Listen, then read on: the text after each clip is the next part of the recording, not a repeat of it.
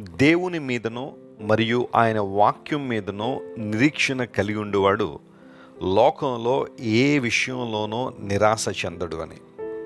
అది ఖచ్చితంగా వాస్తవమే.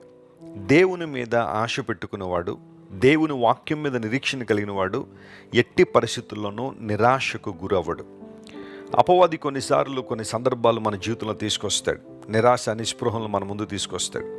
అయితే ఆ పర్టికులర్ సమయంలో మనం దేవుని మీద విశ్వాసం ఉంచగలిగితే, ఆయన వాక్యాన్ని గట్టిగా పట్టుకోగలిగితే నిరాశను జయించి నిరీక్షణతో మనం బ్రతకగలుగుతాం.